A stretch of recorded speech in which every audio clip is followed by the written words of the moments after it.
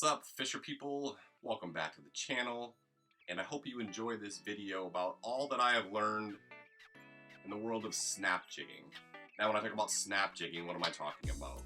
A variety of baits, but typically things like jigging wraps, Johnny darters, shiver minnows, hyper rattles, hyper glides, even some heavier plastics, which I haven't used as much. I've been using more of the hard baits.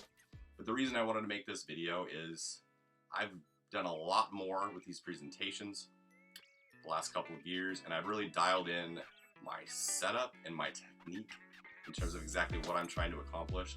I am not typically a super technical gearhead. I'm a lot more of a feel fisherman, and I pay a lot more attention, I suppose, to trying to find the fish versus worrying a whole lot about the exact specifications of my equipment. However, I do feel like I've gotten my setup tuned to the point where it fishes better, it catches more fish, and it keeps more fish on the line and lands them in the boat, which is what we're all going for. So I want to go over that with you here today. The first thing that I've started to do is I have been using a lot more braided line with these presentations, in part because if you're throwing these things in cover, like if you're throwing them over a rock pile, you're not going to break as many lines.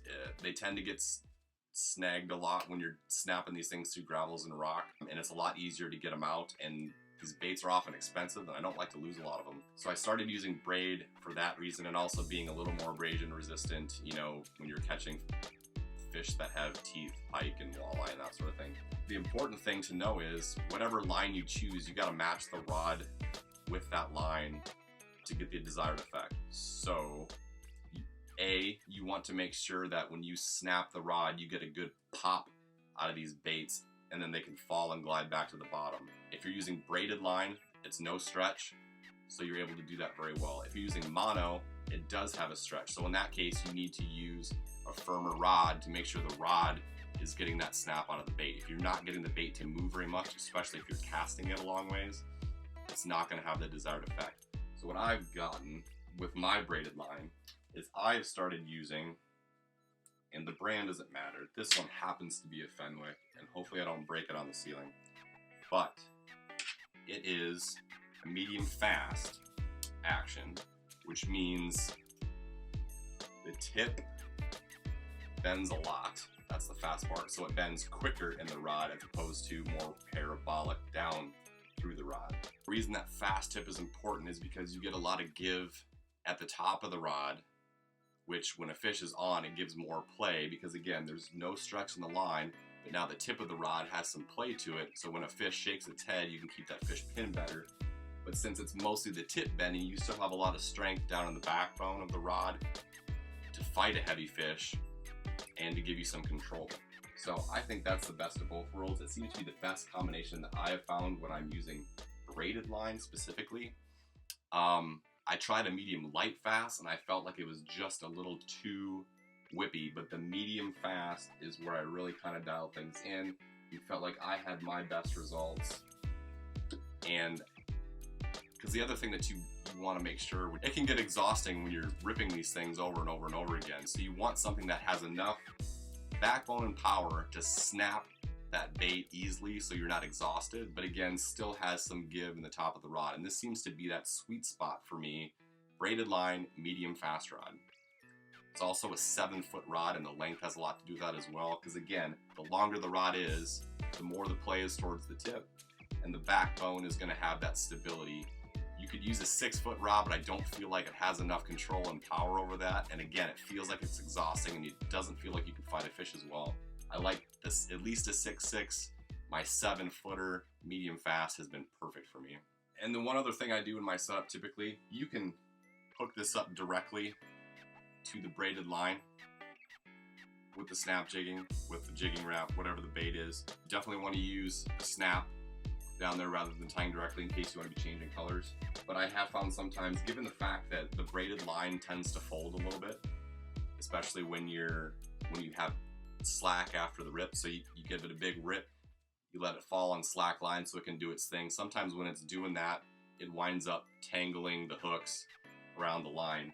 Mono and or fluorocarbon tends to not do that as much. It's a little stiffer and it holds its position a little bit better. So you'll probably find that if you use barrel swivel, give it about 12 inches of mono or fluorocarbon leader, maybe 18 inches. That'll stiffen that up a little bit. That'll prevent some of the hook foul ups, and then you can put your snap on the end of that leader, and that'll probably not necessarily help you catch more fish, but prevent you from having to unfollow lines and untangle lines as much. When it comes to what pound test, I'm usually using something fairly heavy down there. Since it's only a leader, you probably want to go at least 12, if not 14, 15 to 18 pound test. You want to be able to tie a good knot. 18 might be a little overkill, but somewhere in that range. 12 is enough. 14, 15 is probably perfect. May not help you catch or get more bites, but it'll definitely prevent you from getting fouled up as often. Now, in terms of how you use these baits, like jigging wraps in particular, like they were made for ice fishing, which is obviously a very vertical presentation. And these are very successful for sharpshooting walleyes on very specific targeted spots. So say there's a tiny little rock pile and you know that there's 3 or 4 or 5 or 10 fish sitting on that rock pile, and you can hover over it and surgically target and sharpshoot those specific walleyes. However, I've gotten more and more into casting these things. Now, again, it can be a little bit difficult when you're dealing with snag issues, so you have to be a little careful with that. But I found this to be a fantastic way to cover water, especially if you're fishing shallower shoreline structure, to drift along the shoreline, bomb that cast all the way up onto shore almost, and just rip the thing back. And you're covering so much water because each rip, that thing's jumping 5 to 8 to 10 feet, depending on how hard you're moving it. And you're covering ground, and you're really getting the active fish first. The ones that are willing to chase are going to chase that thing. The ones that aren't, don't, and you keep moving. You can also troll or drift with these things. So we've been doing a lot of that, and you would have seen that in that Deepwater Bay video that we did at the end of last fall. That's basically what we were doing the whole time, was drifting and trolling and just ripping these things and breaking our shoulders.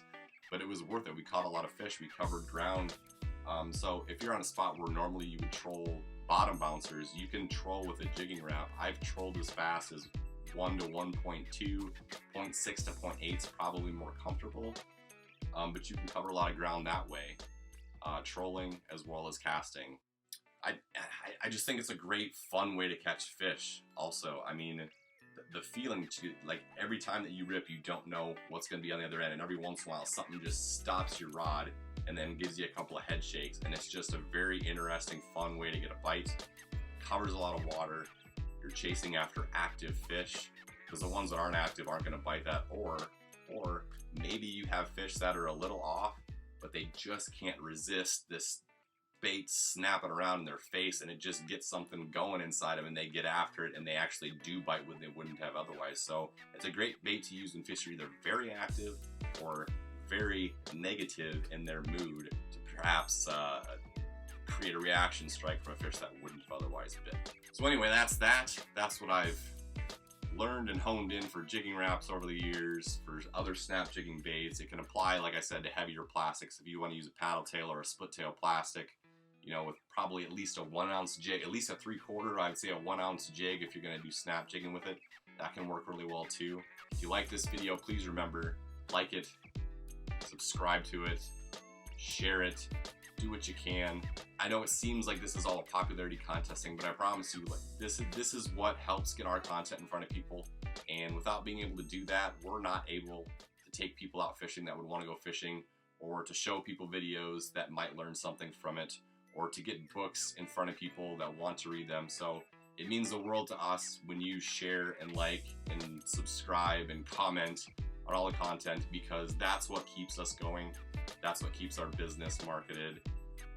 And that's how we can do what we love and hopefully share that with other people. So keep that in mind. If you did like it, click the button to let the record reflect it. If you didn't like it, that's fine. Not everybody's gonna like this stuff. Some people just don't like fishing. Some people don't like my advice. Whatever, it's fine. But if you did, say so. Thanks again.